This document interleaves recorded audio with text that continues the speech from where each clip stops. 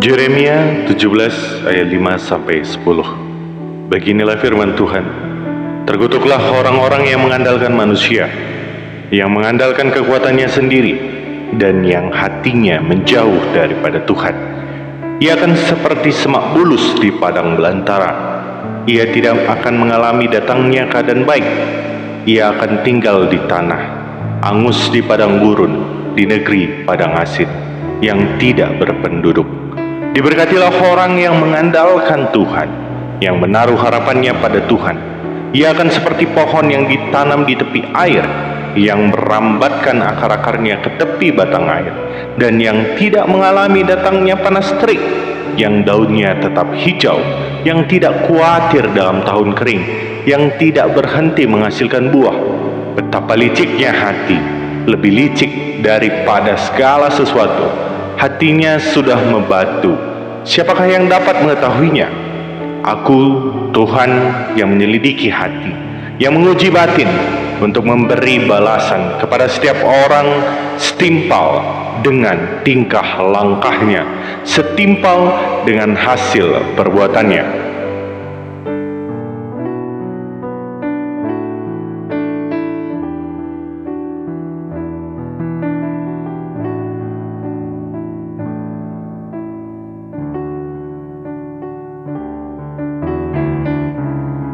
Amin, demikianlah firman Tuhan. Saudaraku yang terkasih, saya yakin Yeremia 17 ayat 5-10 menjadi ayat yang banyak disukai oleh orang-orang Kristen. Mengingat ayat ini sangat jelas memperlihatkan tentang janji Tuhan pada mereka yang berserah pada Tuhan. Namun yang sering menjadi masalah adalah beberapa orang berdoa tapi tidak menjalani dan meyakini doanya. Seolah-olah doa hanya bagian dari rutinitas dan bentuk ritual yang lewat begitu saja.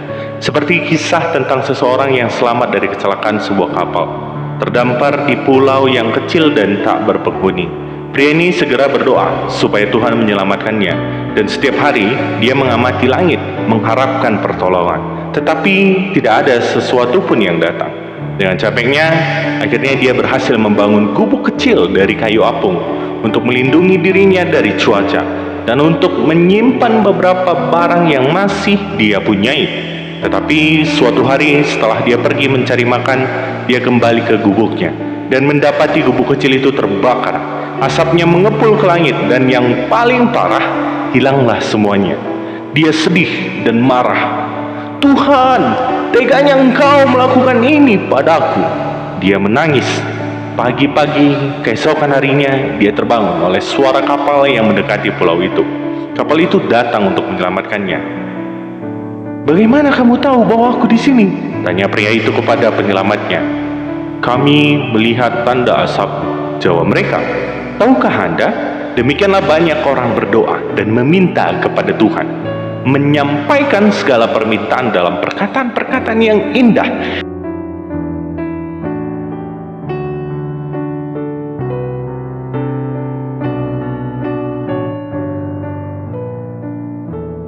Tapi tidak mau berserah pada cara Tuhan dan beranggapan bahwa caranya yang dipikirkannya lah yang terbaik. Mudah sekali untuk menyerah ketika keadaan menjadi buruk. Padahal kita sendiri tidak mengetahui apakah peristiwa yang hari ini kita alami adalah baik atau buruk. Seperti pria dalam kisah ini, gubuk yang terbakar tersebut dia pikir sebagai situasi yang buruk, tapi justru itu menjadi kebaikan baginya. Memang dalam beberapa ayat sering menjanjikan tentang kepastian akan Tuhan yang mendengar dan Tuhan yang pengasih dan patut untuk diandalkan. Bahkan beberapa orang mengambil cerita tentang bagaimana kuasa-kuasa Tuhan bekerja bagi mereka yang meminta dan memohon kepadanya.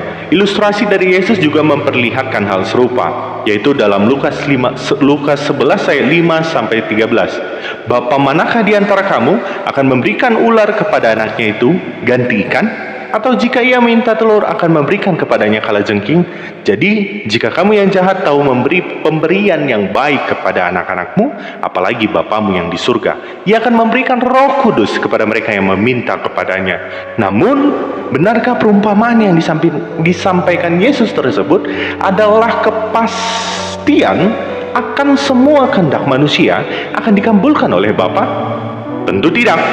perumpamaan-perumpamaan yang Yesus berikan tidak menunjukkan bahwa semua permohonan manusia akan dikabulkan. Tetapi dari perumpamaan tersebut kita mengetahui bahwa Tuhan kita seperti orang yang penuh kasih dan murah hati. Untuk itu, maka Yesus mengajak kita untuk datang kepadanya dengan segala kerinduan dan kegelisahan kita terhadap segala hal yang tidak seharusnya terjadi. Oleh sebab itu pula, seorang guru pernah berkata kepada saya, yang terpenting dalam doa kita sebenarnya bukan apakah doa itu terkabul atau tidak, tetapi bahwa dengan berdoa kita menyerahkan segala sesuatu, termasuk keinginan dan pergumulan kita kepada Tuhan. Artinya, memang kita sudah seharusnya membawa keinginan dan kepentingan pribadi kita harus kita tempatkan di bawah kepentingan kerajaan Tuhan.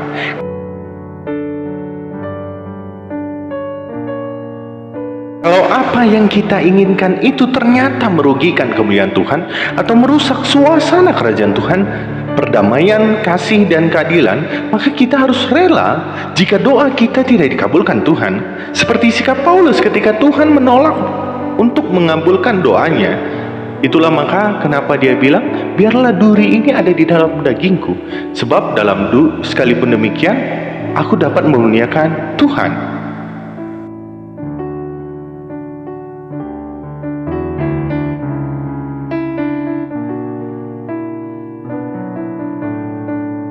Ingatlah ini, Tuhan akan memberikan yang terbaik untuk kita.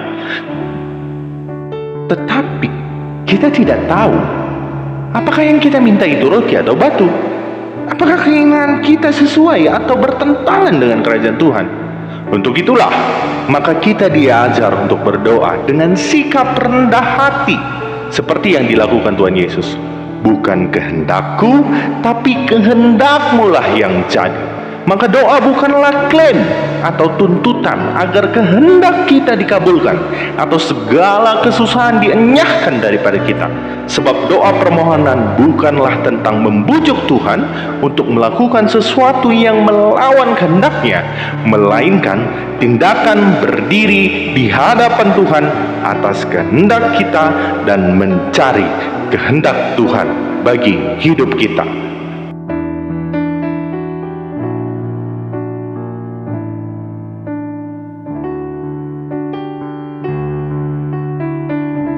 Quote terbaik untuk pesan terakhir dari saya, Aaron Ginting Mane, doa itu ngomong, bukan nodong. Shalom, Tuhan Yesus memberkati, Allah beserta kita.